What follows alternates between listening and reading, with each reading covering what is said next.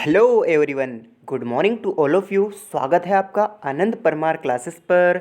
और आज हम आपके लिए लेकर आए हैं एक महत्वपूर्ण सेशन जिसके अंतर्गत हम डिस्कस करने वाले हैं 31 मई से रिलेटेड करंट अफेयर्स के बारे में और उनसे बनने वाले महत्वपूर्ण फैक्ट के बारे में। इसी के साथ और एक्स्ट्रा बातें भी हम करेंगे।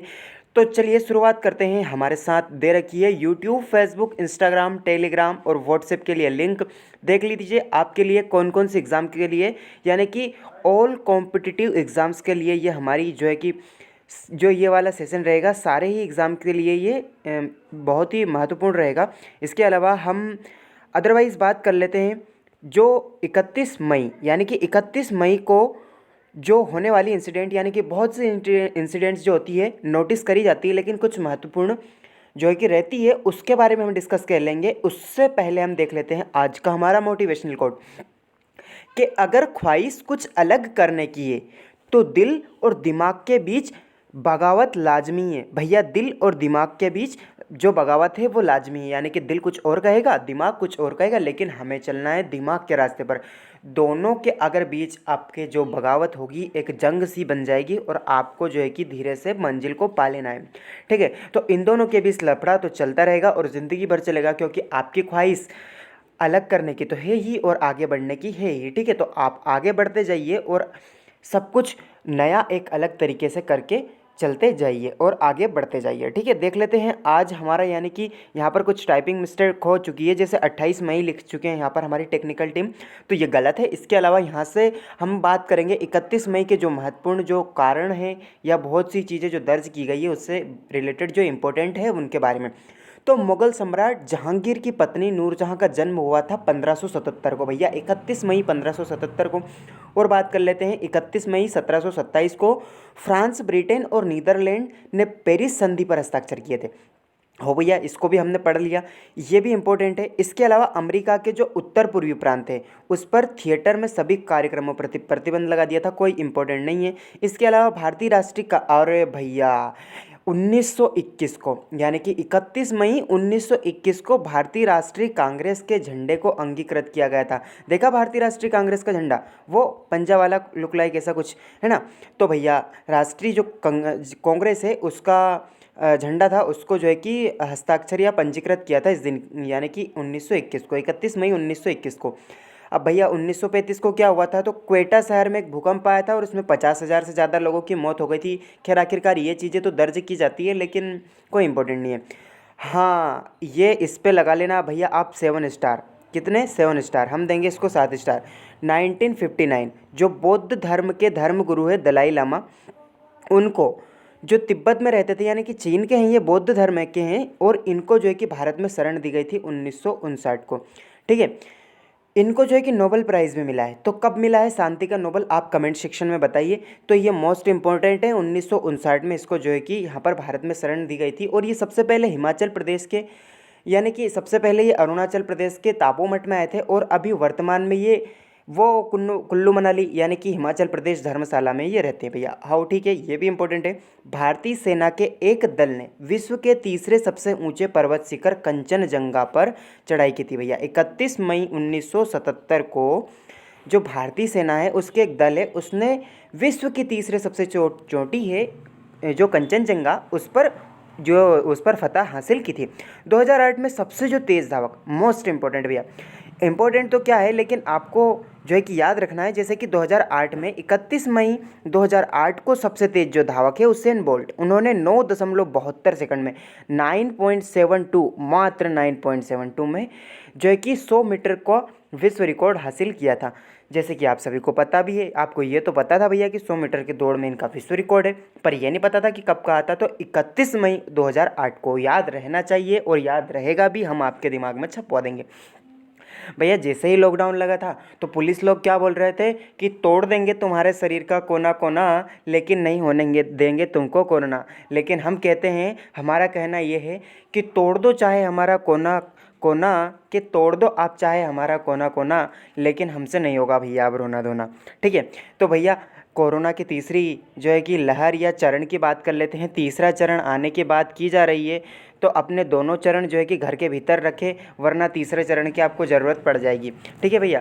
तो अब हाल ही में यानी कि एक पुस्तक लॉन्च की गई है, 7 lessons from Everest expedition learning from life and business के लेखक कौन है भैया? Who is the author of launch book 7 lessons from Everest? हाँ भैया, तो इसके जो ऑप्शन आपके सामने दिए हुए हैं, दीपिका मेहरा, विकास खन्ना, आदित्य गुप्ता और इनमें से कोई नहीं। तो भाई लोग इसका राइट आंसर आप कलेक्ट कीजिए कौन सा होगा, वरना हम आपको बताएंगे इसे। तो भैया 4 ऑप्शन में से कौन सा राइट है? हाँ बिल्कुल राइट आंसर है ऑप्शन सी हमारा आदित्य गुप्ता। यानी कि जो आदित्य गुप्ता है उन्होंने एक बुक लॉन्च की है भैया। तो वो बुक, उसका नाम क्या है? तो उस बुक का नाम है 7 लेसन्स फ्रॉम एवरेस्ट।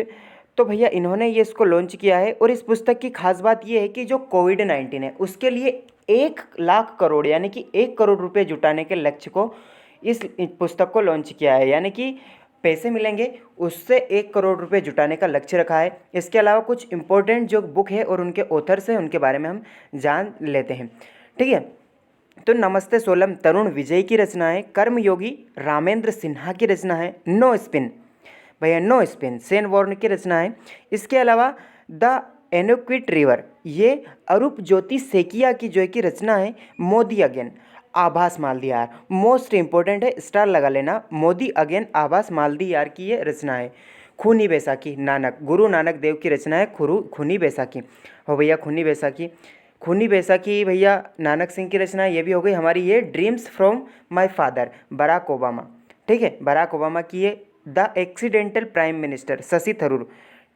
ये भैया बहुत कॉन्ट्रोवर्शियल रहते हैं, हमेशा हर बार जो है कि फेम में रहते हैं, न्यूज़ में रहते हैं शशि थरूर। तो इनकी जो रचना है एक्सीडेंटल प्राइम मिनिस्टर, ये शशि थरूर की मोस्ट इंपॉर्टेंट है, याद रखना आपको। चेतन भगत इनकी है इंडिया पॉजिटिव रचना चेतन भगत की है और मोस्ट इंपॉर्टेंट है।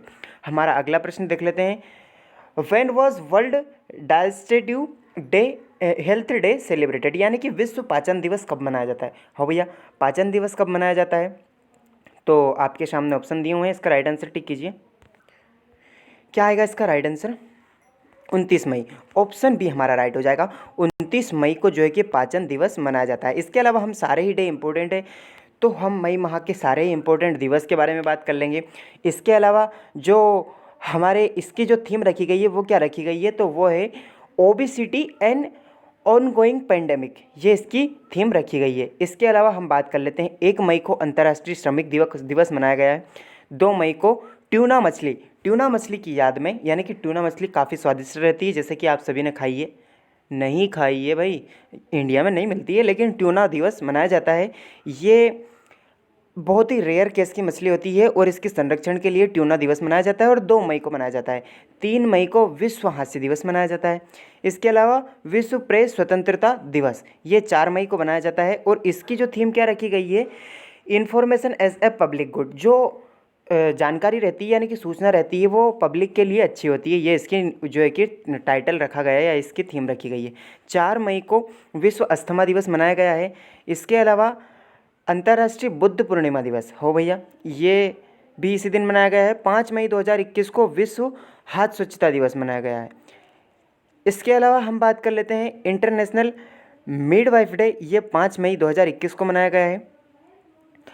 इसके अलावा हम बात कर लेते हैं 7 मई को सीमा सड़क स्थापना दिवस, और 7 मई को ही विश्व एथलेटिक्स दिवस मनाया गया। 8 मई को विश्व प्रवासी पक्षी दिवस और रेड क्रॉस दिवस, यानी कि हेनरी ड्यूनेंट के नाम पर 1863 को स्थापना की गई कंपनी, उसके नाम पर रेड क्रॉस जो हेनरी ड्यूनेंट है उनकी याद में 8 मई को जो है कि विश्व रेड क्रॉस दिवस मनाया जाता है। विश्व थैलेसीमिया दिवस भी 8 मई को मनाया जाता है। इसके अलावा हम बात कर लेते हैं हमारे 10 मई को मनाया जाता है इंटरनेशनल डे ऑफ अर्जीनिया, यानी कि राष्ट्रीय। इसके अलावा 11 मई को विश्व राष्ट्रीय प्रौद्योगिकी दिवस मनाया जाता है। 12 मई को अंतर्राष्ट्रीय नर्स दिवस मनाया जाता है, जैसे कि आप सभी को पता ही है। 15 मई को परिवार, 15 से प से 15 और प से परिवार, भैया याद रखना है। 15 मई परिवार दिवस मनाया जाता है, मोस्ट इंपॉर्टेंट है। इसके अलावा 16 मई को मनाया जाता है इंटरनेशनल डे ऑफ लाइट। ठीक है भैया, प्रकाश यानी कि प्रकाश का दिन मनाया जाता है। राष्ट्रीय डेंगू दिवस भी 16 मई को मनाया जाता है। इसके अलावा देख लेते हैं हम 17 मई को विश्व दूरसंचार दिवस और सूचना समाज दिवस मनाया जाता है। विश्व उच्च रक्तचाप यानी कि हाई बीपी दिवस भी मनाया जाता है भैया। ठीक है, अब देख लेते हैं हमारा अगला यानी कि 20 मई को विश्व मधुमक्खी दिवस मनाया जाता है और विश्व मेट्रोलॉजी दिवस मनाया जाता है। इसके अलावा 21 मई को अंतर्राष्ट्रीय चाय दिवस और मानव संसाधन दिवस मनाया जाता है। आतंकवाद विरोधी दिवस, ये मोस्ट इंपॉर्टेंट है, हजारों बार, लाखों बार, करोड़ों बार पूछा गया भैया। आतंकवादी विरोध दिवस कब मनाया जाता है? तो 21 मई को मनाया जाता है। इसके अलावा 25 मई को विश्व थायराइड जागरूकता दिवस, यानी कि ये कोई दिवस नहीं मनाया जाता है, इसका एक सप्ताह होता है, यानी कि 25 से 31 मई में इसको मनाया जाता है। 28 मई को मनाया जाता है विश्व भूख दिवस या फिर विश्व मासिक धर्म स्वच्छता दिवस। और इस बार की जो है कि थीम रखी क्या, जो विश्व भूख दिवस यानी कि वर्ल्ड हंगर डे की जो एक्सेस एंड्स हंगर। ठीक है, तो भैया इसके अलावा 31 मई को विश्व तंबाकू निषेध दिवस मनाया जाता है। इसकी कोई थीम नहीं रखी गई है या फिर रखी गई है तो वो हमें नहीं पता है। इसके अलावा हमारा अगला प्रश्न है, किस देश की महिला त्सांग यिंग हंग ने एवरेस्ट पर सबसे तेज चढ़ाई करने का रिकॉर्ड बनाया है? भैया सबसे तेज चढ़ाई करी इन्होंने, तो कौन से देश से बिलोंग करती है ये बिलोंग करती है हमारा देश हांगकांग। हांगकांग की राजधानी है विक्टोरिया और यहाँ से ये बिलोंग करती है और इन्होंने सबसे तेज चढ़ाई की है इन्होंने। अब इनसे रिलेटेड, ये 44 वर्षीय है और इन्होंने 23 मई को 25 घंटे 50 मिनट में रिकॉर्ड दर्ज किया है। और जो 8048.86 मीटर जो हमारी माउंट एवरेस्ट की जो चोटी है उस पर फतह किया है। इससे पहले जो नेपाल की महिला पर्वतारोही है ये फुजो झांगुम लामा ने इस जो रिकॉर्ड था इनका रिकॉर्ड तोड़ा इन्होंने और इनका तसांग यिंग हंग इन्होंने जो है कि अब नया रिकॉर्ड हासिल किया है और इन्होंने 25 घंटे 50 मिनट का जो है कि रिकॉर्ड है। अब भैया देख लेते हैं हम पर्वतारोहण से संबंधित, तो भैया 10 बार चढ़ने वाले व्यक्ति अंगरीता शेरपा, इनका नाम आपको याद रखना है और मोस्ट इंपॉर्टेंट है, इनको स्लो लेपर्ड यानी कि स्नो लेपर्ड के नाम से भी जाना जाता है। और इन्होंने 1983 से लेकर 1996 के बीच दुनिया के सबसे ऊंचे यानी कि सभी पर्वतों पर फतह भी किया है इन्होंने, जो कि बिना ऑक्सीजन सिलेंडर से। और जो अंगरीता शेरपा है उन्होंने माउंट एवरेस्ट पर 10 बार चढ़ने का रिकॉर्ड भी बनाया है। भारत में सियाचिन ग्लेशियर को सुरक्षित रखने के लिए अहम भूमिका निभाए जाने वाले जो पर्वतारोही कर्नल नरेंद्र बुल कुमार का निधन 1984 को ऑपरेशन मेघदूत की सफलता के बाद एक अहम योगदान था और नंदा देवी की चढ़ाई करने वाले पहले भारतीय थे। ठीक है भैया, नंदा देवी जो है उत्तराखंड की जो चोटी है उस पर चढ़ाई करने वाले ये बुल कुमार का निधन हुआ था भैया 1984 को ऑपरेशन मेघदूत के तहत। और उन्होंने 1965 में माउंट एवरेस्ट, माउंट ब्लैक जो कि आल्पस के नाम से भी जाना जाता है, जो माउंट आल्पस है उसकी सबसे ऊंची चोटी है भैया माउंट ब्लैक। उसके बाद जो माउंट कांग चेबा है इसकी चढ़ाई भी इन्होंने की थी और इनको बुल की उपाधि भी दी गई थी भैया, तो इंपॉर्टेंट है, याद रखना है। इसके अलावा किस अभिनेता को यूएई सरकार ने गोल्डन वीज़ा दिया है? अब भैया गोल्डन वीज़ा दिया है तो कुछ खास बात होगी इन्होंने। पहली बात तो कौन है ये, तो हमारा ऑप्शन है संजय दत्त। संजय दत्त वो आजा सजन आजा, है ना हाँ भैया, कोई लोग तो पूरा ही गाना गा देंगे, कमेंट में भी लिख देंगे, लिख दो कोई दिक्कत नहीं है हमें। ठीक है, वही वाले हैं भैया संजय दत्त, बड़े बड़े बाल वाले, बिल्कुल विलन टाइप दिखने वाले। तो भैया इनको जो है कि यूएई जो कि अबू धाबी राजधानी है इसकी, और यूएई सरकार ने इनको गोल्डन वीज़ा दिया है। अब भैया इनको गोल्डन वीज़ा दिया है तो ये क्यों दिया है, तो ये यूएई की तरफ से पाने वाले पहले भारतीय, पहली बात तो, और इन्होंने जो 10 साल तक ये यहाँ पर रह सकते हैं और मतलब इनको जो है कि महत्वपूर्ण तरीके से दिया गया है और ये भारत के पहले हैं, याद रखना इंपॉर्टेंट बातें हैं। और ये गोल्डन वीज़े की मदद से ये 10 साल तक रहेंगे। यूएई की राजधानी अबू धाबी है और यहाँ के प्रेसिडेंट जो है खलीफा बिन जायद अल नयान है। कौन है? खलीफा बिन जायद अल नयान, याद रखना है, दोनों इंपॉर्टेंट है। इसके अलावा हम बात कर लेते हैं अवार्ड से संबंधित खुल्लम खुल्ला प्रश्न। हाँ भैया, खुल्लम खुल्ला बात करेंगे और खुल्लम खुल्ला प्रश्न है। सबसे अधिक 28 ग्रैमी अवार्ड जीतने वाली, और अब भैया बियोंसे 28 बार, रे मेरी तो उम्र भी नहीं है इतनी, खैर छोड़ो उम्र की बात। तो भैया 28 ग्रैमी अवार्ड जीतने वाले हैं और इन्होंने जो है कि सबसे सुंदर की बात मत करो यहाँ पर, ठीक है। तो भैया ये बियोंसे, इनको 28 बार ग्रैमी अवार्ड मिला है और कोरोना के दौरान इन्होंने उत्कृष्ट कार्यों के लिए। इसके अलावा हमारा जो प्रश्न है, कोरोना के दौरान उत्कृष्ट कार्यों के लिए किस शहर को स्मार्ट सिटी 2021 से सम्मानित किया गया? भैया देहरादून। ठीक है, यहाँ पर वन अनुसंधान केंद्र है, उत्तराखंड की राजधानी है ये देहरादून और दूसरी राजधानी गैरसैंण है। लेकिन कोरोना के उत्कृष्ट मामलों में 2021 से देहरादून को जो है कि सम्मानित किया गया भैया। अब मिस इंडिया 2020 का खिताब मानसी वाराणसी जो कि तेलंगाना यानी कि हैदराबाद से बिलोंग करती है। वर्ष 2020 का तीसरा सरस्वती सम्मान शरण कुमार लिम्बाले, हाँ भैया शरण कुमार लिम्बाले और व्यास सम्मान शरद पकारे को दिया गया है।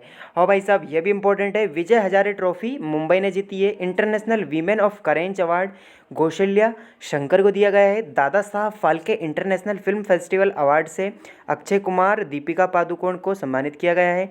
भारतीय रेलवे के आधुनिकीकरण और समाज सुधारों के लिए इंजीनियर ऑफ दी, और भैया VK यादव रेलवे बोर्ड के अध्यक्ष, इनको जो है कि 2020 के लिए आधुनिकीकरण, जो भारतीय रेल में आधुनिकीकरण के लिए ये दिया गया है।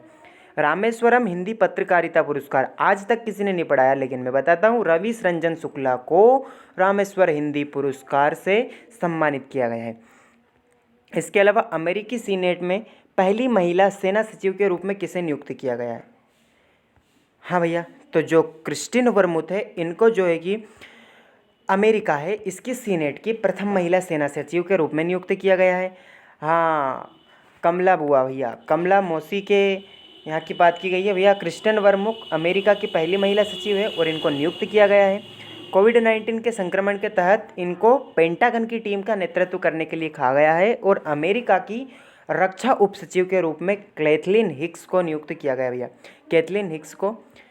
अब हम इम्पोर्टेंट बात कर लेते हैं। अमेरिका की राजधानी वाशिंगटन DC है और अमेरिका, जिसे यूनाइटेड स्टेट्स ऑफ अमेरिका या फिर सामान्यतः संयुक्त राज्य अमेरिका, यूनाइटेड स्टेट US या अमेरिका कहा जाता है भैया। इतने सारे नाम हैं, एक आध दो तो याद ही होंगे आपको, 2 4 5 हमने बता दिए आपको भैया।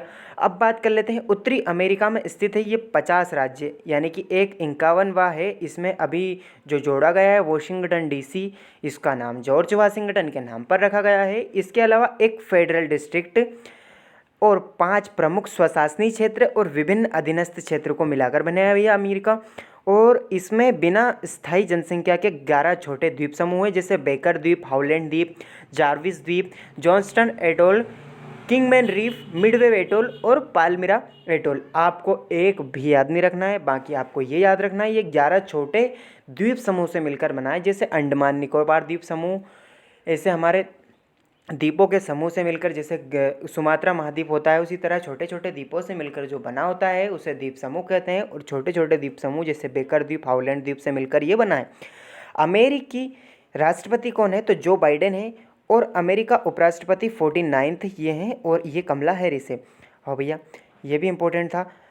फार्म इजी ने किस ऑनलाइन फार्मेसी प्लेटफॉर्म का अधिग्रहण किया है?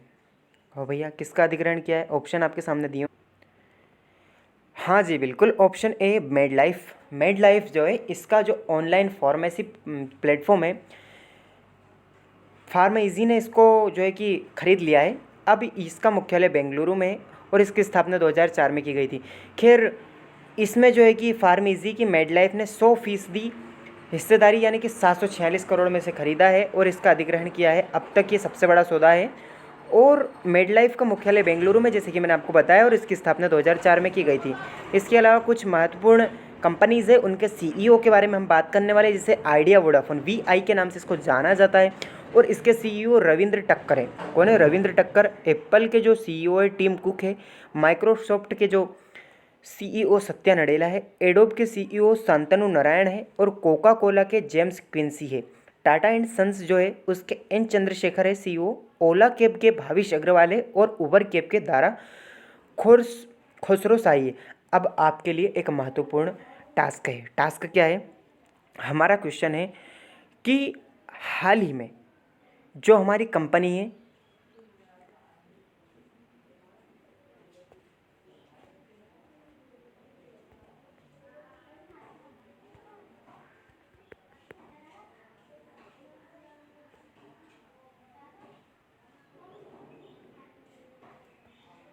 हेलो आ रही बस? क्या वीडियो म्यूट हो गया था क्या? सॉरी, हमारा जो क्वेश्चन था यानी कि कौन सी कंपनी है जो अमेज़ॉन यानी कि अमेज़ॉन है उसके CEO किसे नियुक्त किया गया भैया? CEO किसे नियुक्त किया गया? आपका टास्क है आज का, बताइए। आप जो है कि कमेंट में इसको मेंशन करना है। इसके अलावा किस IIT संस्थान ने इमारतों के लिए स्मार्ट विंडो सामग्री विकसित की? हाँ भैया, किसने किए? ऑप्शन आपके सामने दिए हुए हैं, इसका राइट आंसर आप ऑप्शन हमारा इसका राइट आंसर हो जाएगा ऑप्शन बी, यानी कि गुवाहाटी में स्थित, यानी कि गुवाहाटी आसाम डिब्रू सावखोवा, यहाँ पर कुछ महत्वपूर्ण नेशनल पार्क है। तो आईआईटी गुवाहाटी ने जो है कि इमारतों के लिए स्मार्ट सिटी विंडो सामग्री, अच्छा 3D प्रिंटेड घर जो है कि आईआईटी मद्रास ने विकसित किए हैं। इसके अलावा हम बात कर लेते हैं कुछ आईआईटी से रिलेटेड प्रश्न। इससे पहले देख लेते हैं कि ये नई स्मार्ट विंडो सामग्री से एक निश्चित वोल्टेज पर खिड़की से गुजरने वाली जो गर्मी है उसको नियंत्रित किया जा सकेगा। मज़े आ गए भैया, एसी की ज़रूरत नहीं पड़ेगी अब। तो इसके अध्ययन के परिणाम और सोलर एनर्जी मटेरियल से हम सोलर सेल्फ नामक एक पत्रिका में इसको विकसित किया गया है, यानी कि प्रकाशित किया गया है और ये विकसित की गई है। कोविड टीकाकरण से छात्रों की परिसर में सुरक्षित वापसी हो सकती है, ये कहा भैया आईआईटी उच्च शिक्षण संस्थान ने। तो इसको भैया वापस स्टार्ट करने वाले हैं। कोविड-19 के समय आईआईटी कानपुर ने ज़रूरतमंदों के लिए एक फ़ंड बनाया है। विद्या मंदिर क्लासेस है भैया, जो विद्या मंदिर क्लासेस है उन्होंने ऑनलाइन लेक्चर सीरीज़ के लिए लेक्चर्स फॉर लीजेंड्स, यानी कि लीजेंड्स के लिए लेक्चर का आयोजन करेगी आईआईटी जोधपुर में। फटा कोरोना बम भैया। हो क्या करें, अब लोग जो है कि बंद नहीं कर रहे हैं, शिक्षण संस्थान भी हम ऑनलाइन पढ़ा रहे हैं आपको। ज़्यादा से ज़्यादा लाइक करो, शेयर करो, ताकि ज़्यादा से ज़्यादा लोग जुड़े और हम भी आपके लिए और अच्छा कंटेंट लाने की कोशिश करें। तो आप हमारे साथ जुड़े रहिए। इसी के साथ देख लेते हैं कि किस राज्य के संभाजी गुरव माउंट एवरेस्ट पर चढ़ने वाले तीसरे पुलिसकर्मी बने हैं। तो भैया किस राज्य के बने हैं? ऑप्शन ए हमारा महाराष्ट्र राज्य से ये बिलोंग करते हैं। इसके अलावा ये संभाजी गुरव है, ये माउंट एवरेस्ट पर चढ़ने वाले तीसरे पुलिसकर्मी बने हैं और इन्होंने जो है कि यहाँ पर फतह किया है। इसके अलावा महाराष्ट्र के बारे में हम बात कर चुके हैं, हम बात नहीं करेंगे। इसके अलावा एवरेस्ट शिखर के बारे में हम बात कर लेते हैं। तो ये सबसे ऊंचा पर्वत है और इसके 18 अलग अलग जो है कि रास्ते हैं। इसके अलावा अभी तक 19 भारतीयों ने एवरेस्ट पर सफलता हासिल की है चढ़ने की। हमारा अगला प्रश्न है, सीरिया देश के नए राष्ट्रपति के रूप में किसे नियुक्त किया गया है? तो किसको किया गया भैया? बशर अल असद, ऑप्शन सी हमारा राइट आंसर हो जाएगा और सीरिया देश के राष्ट्रपति ये बने हैं भैया। सीरिया एक दक्षिण पश्चिम राष्ट्र है और इसकी राजधानी दमिश्क है।